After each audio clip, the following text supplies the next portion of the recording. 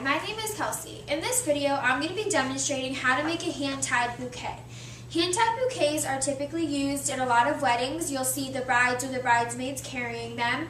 It's also an easy way to design in a vase, which can then be used as a centerpiece, a decoration. So they're used for many reasons. Something really important to remember before you even begin constructing your hand-tied bouquet is when choosing the vase, you want to make sure that you're choosing the right vase that's going to be proportional to your bouquet. You want one that's going to fit the size of your bouquet as well as the flowers that you chose. And also it's important to, if you're choosing a vase with color, it's important that you choose a color that goes good with your floral design and not going to be distracting. The last thing is that a lot of people forget is you have to wash out your vase before you even begin designing. It's important because it can have disease in it if you don't, as well as it leads to a longer vase life. So those are just a few important things that you want to keep in mind before you even begin building your hand-tied bouquet. So what we're going to start with first is you want to clean the stems of your plants. And the reason that we do this is because the decomposing leaves will clog the stems, as well as the fungal spores may have bacteria, which can also be on the leaf surfaces. So it's important that you clean your stems of anything that may be going into the water. You could do this with your hands, or you could use a stem stripper. It's whatever you prefer to do. I'm just going to use my hands and just take off all of the lower leaves of these flowers. So some of them don't have much on them.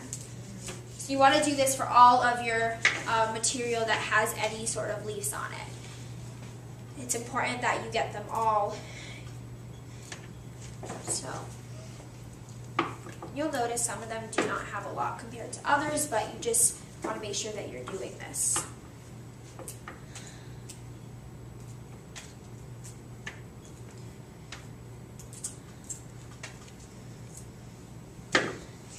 Now, something else that's really important to remember is if you're working with spray roses like I am today, it's really important that you remember to cut off the lower ones because they're at all different levels, and you want to make sure that they're all at eye level, and there's not ones that are too high or too low. So it's easier to do before you begin building your hand-tied bouquet is just go through the spray rose or whatever material you're using and just make sure that they're all eye level.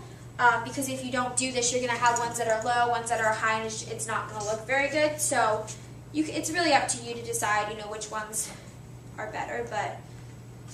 So I'm just going to go through and quickly take off all of the lower ones. Okay. So now it's time to actually start building your hand-tied bouquet. When building a hand-tied bouquet, you want to keep the TP shape in mind. That's what's going to end up basically structuring your whole hand-tied bouquet. And what flower you should use for this TP shape is you want to use the flower that's going to be your focal point, that's going to draw someone's eye to your design.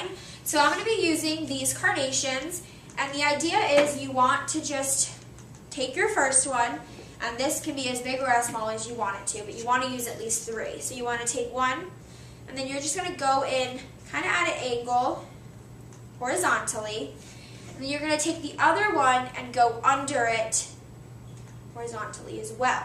So then it sort of creates a TP shape with the flower materials, and once you are done, building it, you can take the plant material and just let it hang. And then what you're going to do is, with your other one, which I'm only going to be using one more, is you're just going to go in at an angle, so it can be any way you want, and that sort of creates the focal point.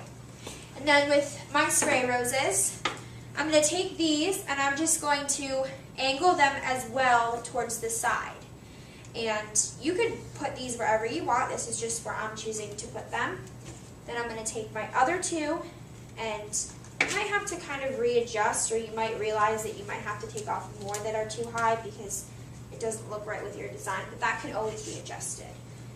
Then you're going to go in with the other one and just hold on tight to the bouquet. Done with that, what you want to do is take your next material, which in this case is going to be wax flowers.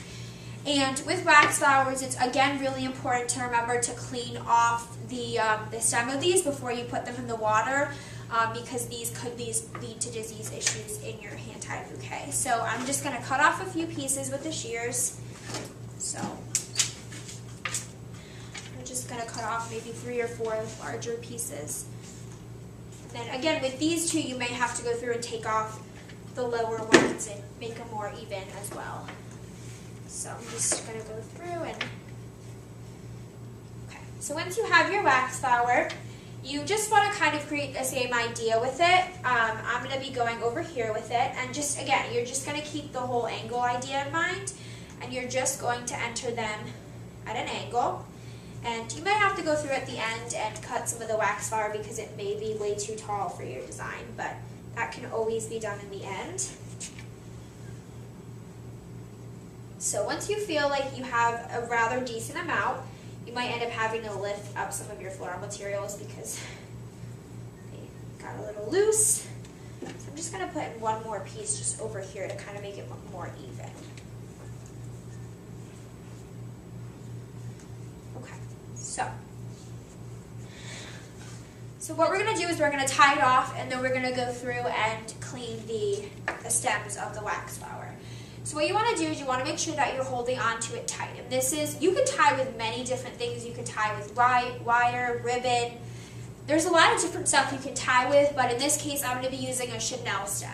So basically what you want to do is you just kind of want to get it right under the plants. You don't want to do it too close to the stem of the plants because then you could end up breaking the plants, and that's not going to be good.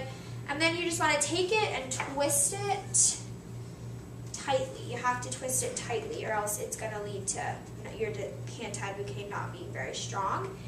And then what you're going to do is you're going to want to cut off the extra with the shears. And then here is your hand-tied bouquet.